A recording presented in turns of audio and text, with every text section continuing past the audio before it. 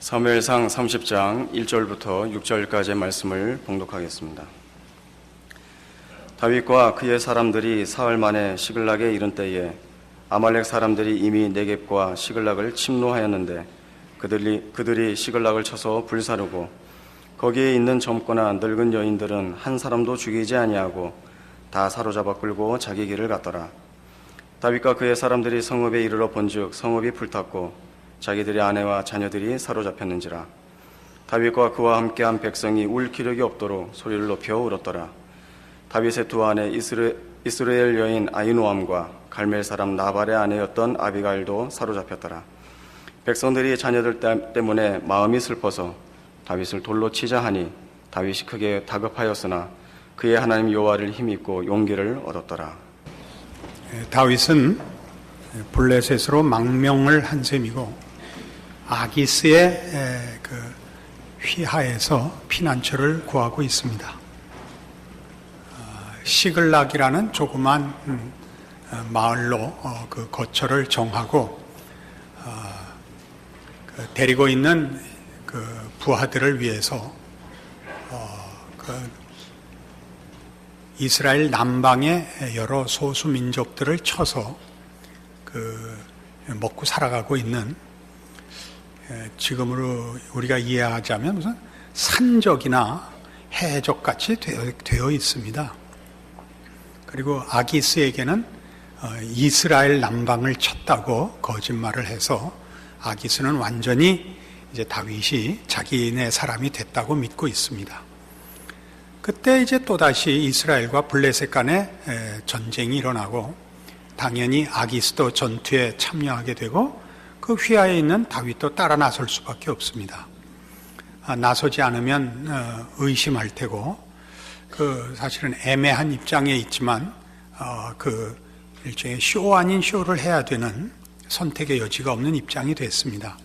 다윗이 마음에 그 상당히 번민했을 겁니다.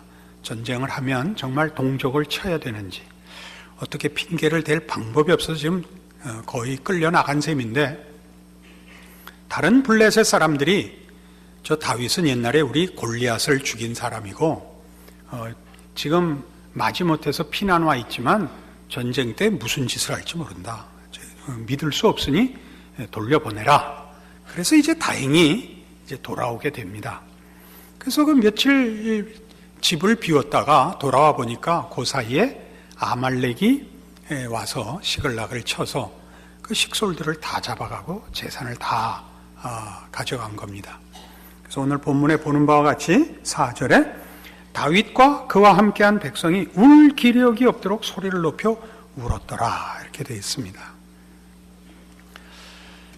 사무엘상에서 가장 중요한 사건이 두 개가 있는데, 하나는 사울이 운 거고 24장에서 다윗이 사울을 죽일 수 있었으나 죽이지 않고 자신의 결백함과 사울을 향하여 아무런 그 적개심을 갖고 있지 않은 것을 설명할 때 사울이 부끄러움에 우는 사건이 있습니다. 그때 사울의 울음은 그 하나님이 통치하시거나 하나님이 다스리지 않는 인간이 스스로 자기의 힘으로 사는 존재로서의 한계에 관한 상징입니다. 다윗과 사울이 뭐가 다르냐 그러면 개인의 차별은 없습니다. 누구는 신앙을 가졌다, 누구는 신앙을 가지지 않았다를 비교하는데 사무엘상의 목적이 있지 않고, 하나님의 은혜 아래 있는 자와, 즉 하나님이 통치할 때의 인간과 하나님의 통치 없는 인간이 자기를 다스리는 그 조건 속에서의 인간의 모습을 대조하고 있는 것입니다.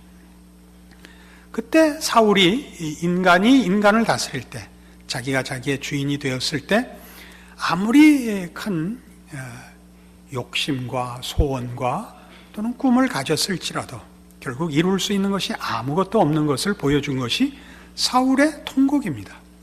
그는 왕답지도 못했고, 그는 물론 신앙인이지도 못했으며, 그는 한 인간적 존재로서도 실패한 자신의 모습에 대하여 통곡을 했습니다. 그러면 우리가 생각할 때 다윗은 하나님의 통치 아래 있고 은혜 아래 있으며 사울은 자신의 통치와 자신의 주권 속에 있어서 실패했다면 다윗의 생애는 만사형통했을 거라고 지레짐작을 합니다.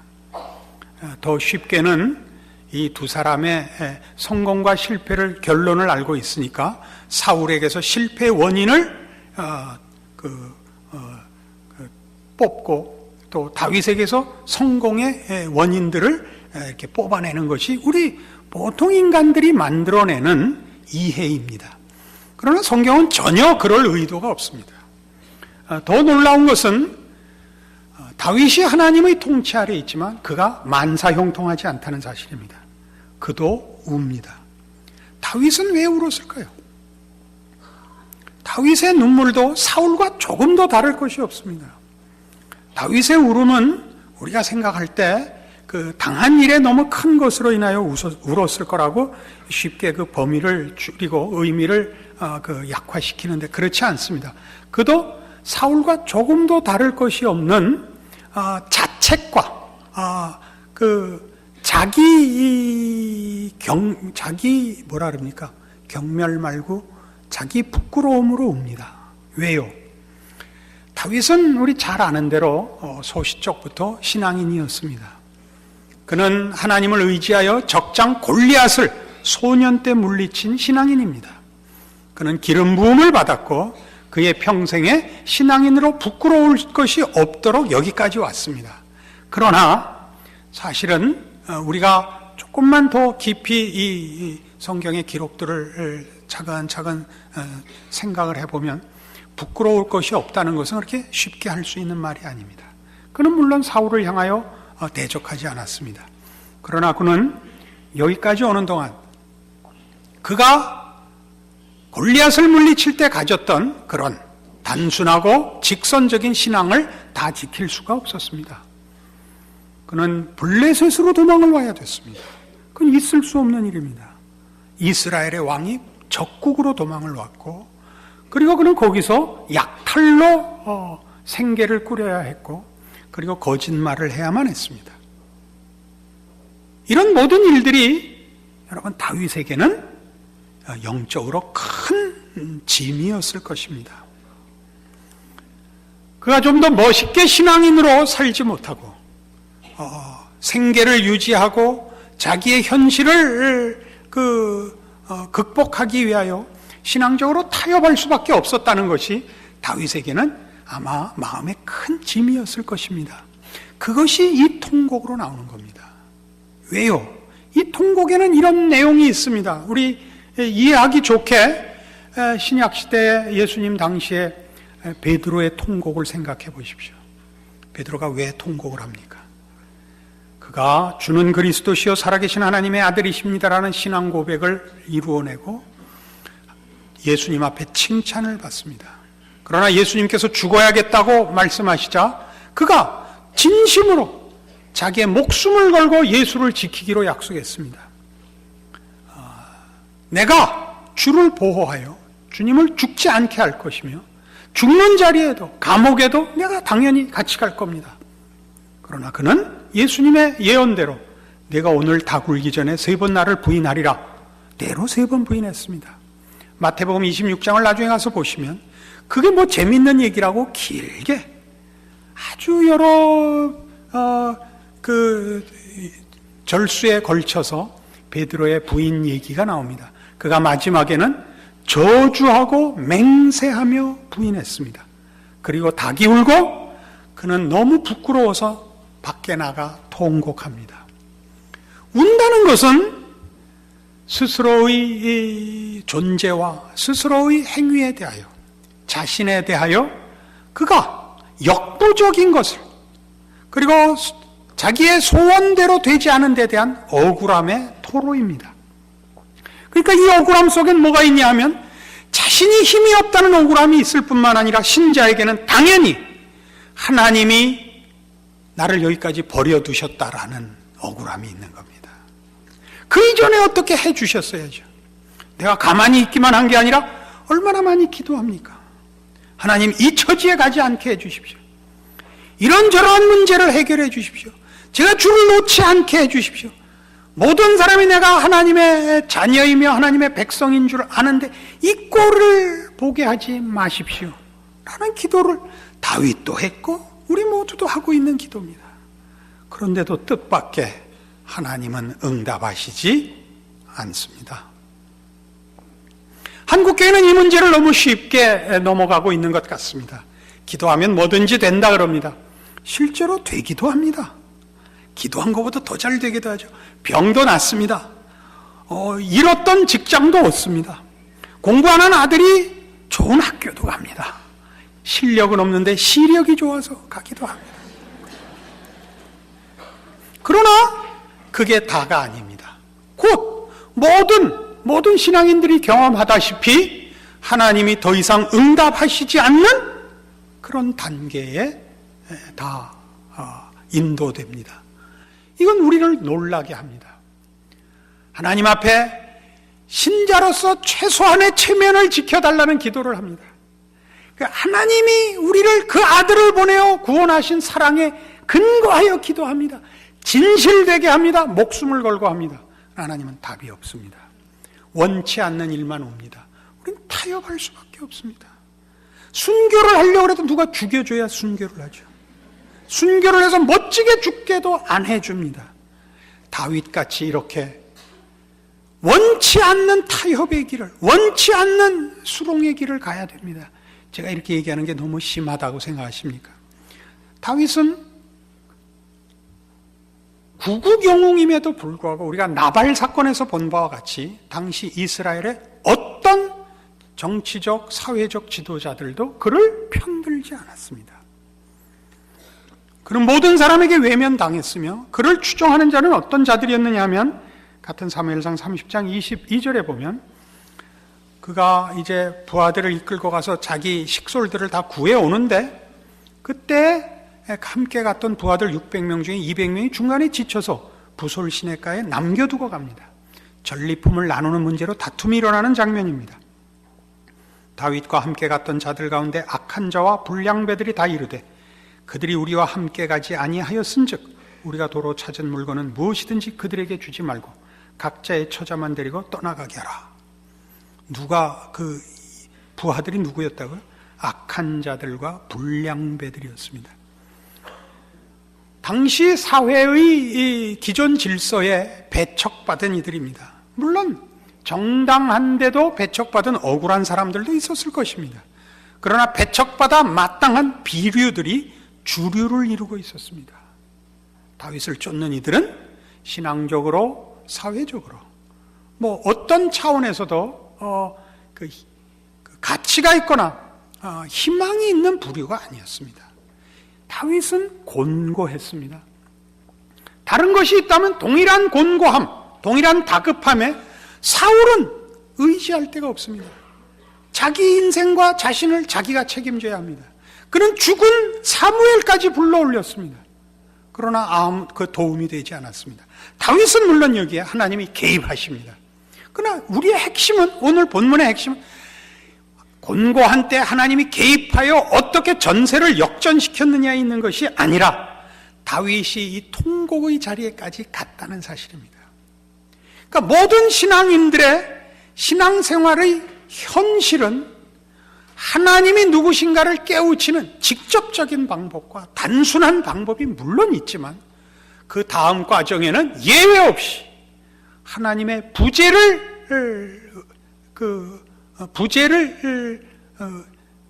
감수해야 되는 외로움과 괴로움과 고통과 무응답 속에 살아야 한다는 사실입니다. 왜 이런 일이 있느냐 하는 것이 오늘 다윗의 생애를 놓고 우리가 확인해야 할 성경의 가르침이요, 그 하나님의 부재가 갖는 의미의 중요성입니다. 이 문제는 오늘 한국교회에서 별로 다루지 않는 문제이기 때문에 여러분 낯설 수 있습니다. 그러나 여러분 신자들을 현실 속에서 여러분 모두가 경험하고 있는 보편적인 현실입니다. 근데 이 문제가 우리만의 문제가 아니요, 개인만의 문제가 아닙니다.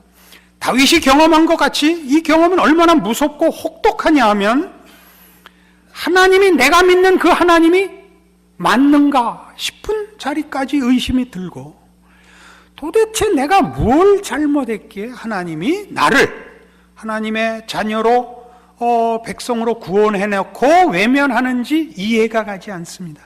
물론 우리는 자책할 게 많습니다. 내가 이걸 잘못했고 이렇지 못하니까 그랬겠지라고 생각하지만 그걸 다 인정하고 그냥 구해도 하나님은 응답하시도록 약속하시지 않았습니까? 그 응답이 없습니다. 이 문제를 교회사가 풍성하게 증언하고 있습니다. 스펄전 같은 대부흥가마저도 이런 인간의 신앙 현실 속에 하나님이 우리를 외면하는 것 같은 이런 기간이 있다는 것을 가르쳤고 설교했습니다. 그리고 그 중요성도 그가 이해하고 가르쳤습니다.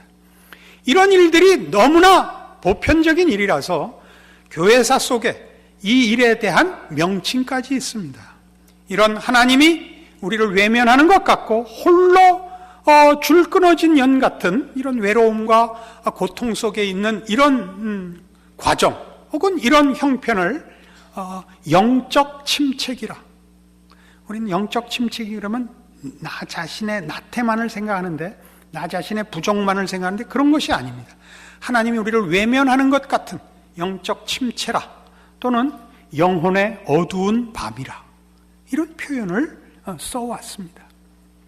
그리고 이런 일들은 교회사의 증언만 있는 것이 아니라 더 중요하게 성경의 증언이 있습니다. 시편 88편입니다. 구약 성경 866페이지 시편 88편입니다. 1절, 여호와 내 구원의 하나님이여, 내가 주야로 주 앞에 부르짖어 싸우니 나의 기도가 주 앞에 이르게 하시며 나의 부르짖음에 주의 귀를 기울여 주소서. 무릇 나의 영혼에는 재난이 가득하며 나의 생명은 스올에 가까워 싸우니, 스올은 우리식으로 얘기하면 저 세상입니다. 죽은 다음에 가는 것이라고 생각하는 것입니다. 저승입니다. 저승, 우리식으로 얘기하면. 나는 무덤에 내려가는 자같이 인정되고 힘없는 용사와 같으며 죽은 자 중에 던져진 바 되었으며 죽임을 당하여 무덤에 누운 자 같으니이다. 주께서 그들을 다시 기억지 아니하시니 그들은 주의 손에서 끊어진 자니이다. 이 사람의 고통이 뭔지 아시겠죠? 하나님이 철저히 외면해버린 자, 아무런 도움을 얻을 데가 없는 자, 망하고 잊혀진 자입니다. 주께서 나를 깊은 웅덩이에 어둡고 음침한 곳에 두셨사오며, 그래서 그가 그 절망을 어떻게 연결한다고요? 하나님이 버렸다라고 표현을 한다고요.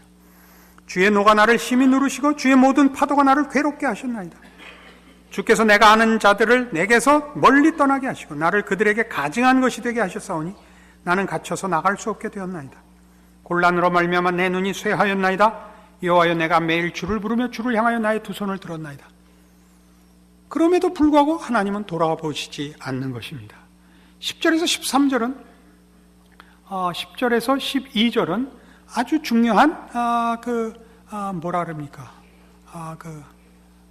반어적 표현입니다. 생각했었는데 3부 예배 때도 분명하게 얘기했는데 그 수사법을 깜빡했습니다. 하여튼 보세요. 주께서 죽은 자에게 기이한 일을 보이시겠나이까? 유령들이 일어나 주를 찬송하리까? 이게 뭐예요? 난 다 죽어버렸습니다. 이제 찾아와도 늦었습니다. 배 떠났습니다. 버스 떠났습니다. 그렇게 아주 악을 쓰는 겁니다. 이젠 늦었습니다. 주의 인자하심을 무덤에서, 주의 성실하심을 멸망 중에서 선포할 수 있습니까? 벌써 오셨어야죠. 벌써 응답하셨어야죠. 이제 어떡하잔 말입니까? 이런 뉘앙스입니다. 흑암 중에서 주의 기적과 이짐의 땅에서 주의 공의를 알 수 있으리까? 여호와여, 오직 내가 주께 부르짖었사오니 아침에 나의 기도가 주의 앞에 이르리이다. 그런데 여호와여, 어찌하여 나의 영혼을 버리시며 어찌하여 주의 얼굴을 내게서 숨기시나이까? 내가 어릴 적부터 고난을 당하여 죽게 되어 싸우며 주께서 두렵게 하실 때 당황하였나이다. 주의 진노가 내게 넘치고 주의 두려움이 나를 끊었나이다. 이런 일이 물같이 종일 나를 애우며 함께 나를 둘러쌌나이다. 주는 내게서 사랑하는 자와 친구를 멀리 떠나게 하시며 내가 아는 자를 흑암에 두셨나이다. 그리고 중요한 끝. 이 끝이 뭔지 아세요? 원래 시편은 하나님을 찬송하는 기도거나 노래거나 시입니다. 이 시편들은 대부분 이런 공통된 구조를 가집니다. 내가 환난 중에 낙담하였습니다. 나는 이제 죽게 됐구나 생각했습니다. 그러나 내가 하나님을 찾았더니 하나님이 응답하셨습니다. 할렐루야. 이게 시편입니다. 그러고 나서 끝. 그래야죠. 이 시편은 어떻게 됐다고요? 하나님, 난 망했습니다. 난 이제 끝장입니다. 난 이제 하나님 나를 버리셔갖고 내가 끝장이 된 마당에 내가 뭐라 그러겠습니까? 이제는요, 찾아와도 늦었습니다. 끝. 이런 시가 시편에 들어있는 이유가 뭐냐 이겁니다. 이 사람이 결론을 갖고 있다는 뜻이죠. 이 과정 끝에 이걸로 끝나지 않은 결과가 있는 거죠. 결국은 하나님이 돌아보셨다. 결국은 하나님이 승리를 주셨다겠죠. 근데 그걸 왜 여기 붙이지 않았을까요? 왜 안 붙였을까요? 우리가 신앙의 실제적인 현실에서 이 영혼의 침체기와 영혼의 깊은 밤을 보낼 때 느낌은 하나님이 처음부터 나를 알지 못한 것 같고 영원히 다시 보지 않을 것 같이 우리를 인도하시더라는 걸 분명히 하려고 이 뒷부분을 생략하고 있는 셈입니다. 왜 그럴까요? 우리의 관심은 이겁니다. 왜 그럴까요? 시편 22편에 가면 이런 식의 시가 뜻밖의 여러 군데 있습니다. 시편 22편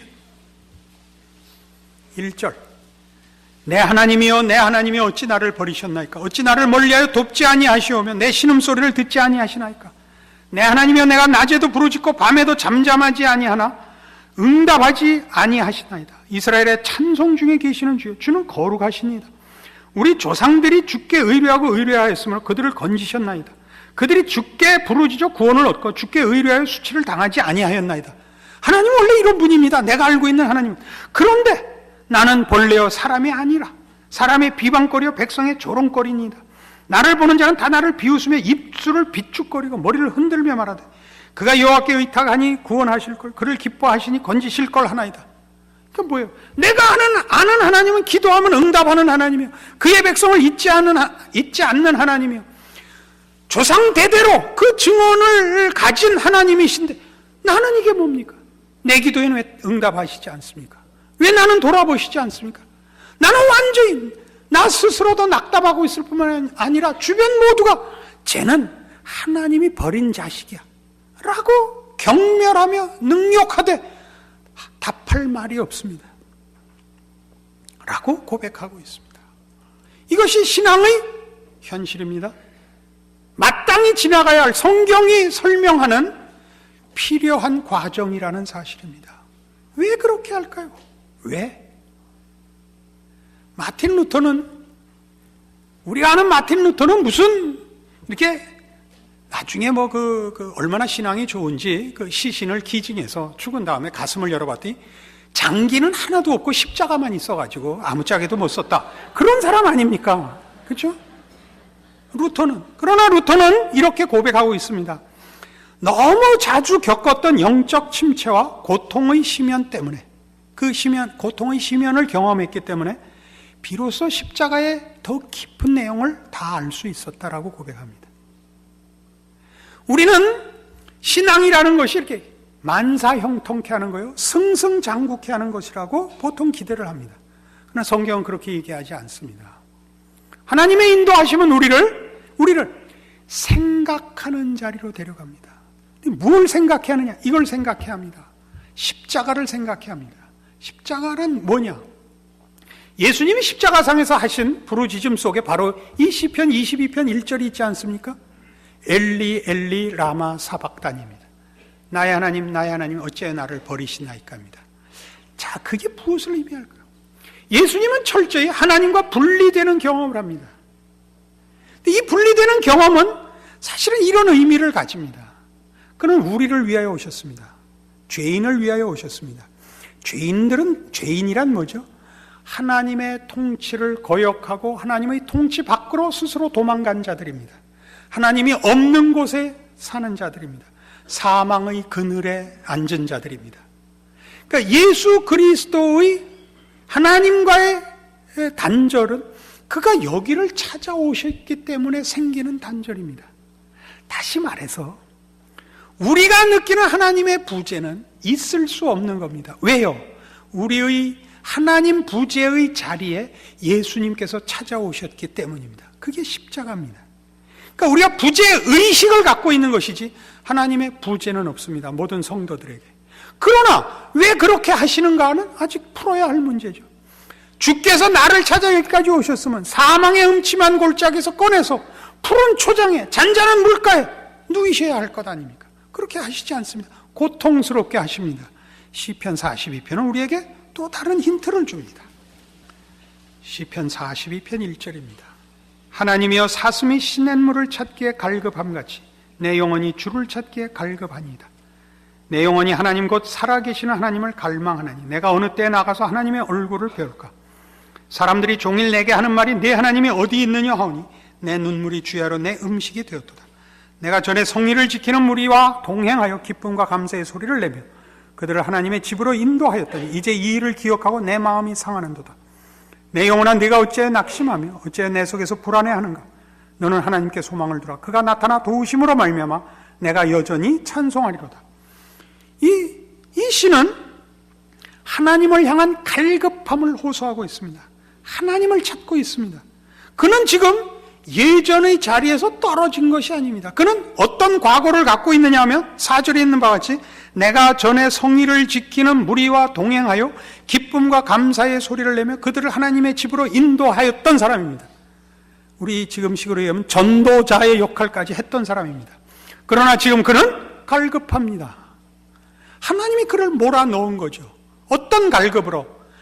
하나님이 주시는 기쁨, 하나님이 주시는 결과가 아니라 하나님을 목적하는 갈급함으로 인도되고 있습니다. 신자들의 영적 침체기는 물론 자신을 돌아보고 죄에서 그를 돌이키게 하는 목적도 분명히 있습니다만 더 적극적이고 궁극적인 목적으로는 우리가 하나님이 주시는 것으로, 하나님이 행하시는 것으로 갖는 유익에서부터 하나님 자신에게로 우리의 신앙을 핵심을 돌리는 데 있습니다. 우리가 영적 침체기를 당하고 하나님의 부재를 의식하게 되며 그 마음의 영혼의 갈급함을 느끼게 되면 어떤 자리에까지가 우리 신앙이 훈련을 받느냐 하면 병 안 나도 좋다, 잘 살지 않아도 좋다, 굶어도 좋다, 하나님만 나를 돌아보신다면 이라는 자리에 기어코 오게 됩니다. 이것이 다윗의 생애 속에서 발견하는 하나님의 그 구원하신 백성을 향한 궁극적인 목적입니다. 우린 여길 놓칩니다. 하나님은 우리에게서 요구하는 것도 내 아들아 내 마음을 달라입니다. 우리가 하나님을 사랑하기를 바라고 우리를 사랑하시지 우리가 쓸모있기를 바라지 않습니다. 그러니까 이건 뭐 제 표현입니다만 이 나라를 주십시오, 그런 거 하지 마시고 하나님과의 관계에서 신앙이 갖는 궁극적인 목적, 하나님은 나를 사랑하사 다른 윤리성과 유용성을 뛰어넘는 인격적 관계의 최고의 핵심인 사랑과 믿음의 대상으로서 요구하고 계시는 겁니다. 그것을 어디서 배우느냐? 이런 미제 물건 얻어먹는 거 끝나는 자리에서 배우는 겁니다. 아시겠어요? 하나님으로 인하여 얻어지는 현실적인 보상들을 벗어나야 되는 겁니다. 그러려면 어떻게 해야 되느냐? 우리를 몰아넣어서 인간의 진실한 최종적인 가치가 뭐냐? 라는 자리까지 몰려가야 됩니다. 거길 가야 비로소 인간이란, 신앙이란 이거 하나면 돼 라는 자리에 가야 비로소 하나님 당신을 원합니다 라는 자리에 가게 되는 것입니다. 고통스럽습니다. 그러나 모든 성도들 일이 뭡니다. 일이 뭡니다. 그리고 그 길은 정당한 신앙의 인도함을 받는 길입니다. 두려워하지 마십시오. 의심하지 마십시오. 여러분은 더 깊이 하나님을 아는 것과 하나님께서 여러분을 더 깊이 찾아오고 계시다는 사실을 놓치지 마십시오. 그리고 그 인도함의 끝을 여러분 생에 맛보실 것을 제가 보증합니다. 여러분들의 생애에 귀한 것이, 하나님의 구원의 그 값진 것이 얼마나 대단한 것인가를 오늘의 이 말씀을 통하여 확인하는 여러분들의 신앙이요, 인생이요, 존재요, 운명이기를 바랍니다. 기도하십시다. 하나님 아버지의 은혜를 감사합니다. 하나님이 우리 아버지시고 우리를 사랑하신다는 말이 갖는 그 무게와 그 깊이와 높이와 넓이를 생각합니다. 예수 안에 있는 하나님의 사랑, 바로 그것을 우리로 소유케 하시려고 하나님 우리를 지금도 간섭하시고 인도하시고 말씀하고 계시는 줄 믿습니다. 우리도 우리 자신을 하나님 앞에 그렇게 바치게 하옵소서. 물물 교환을 하지 말고, 상거래를 하지 말고, 유용성의 거래를 하지 말고, 세상의 것으로 답을 받지 말고 하나님을 찾게 하시옵소서. 지금은 우리 주 예수 그리스도의 은혜와 하나님 아버지의 극진하신 사랑과 성령님의 교통하심이, 하늘 하나님을 아버지라 부르는 자의 복됨과 그 신앙의 귀한 것 확인하고 감사로 돌아가는 하나님의 사랑을 입은 자녀들 위 영원토록 함께 있을지어다. 아멘.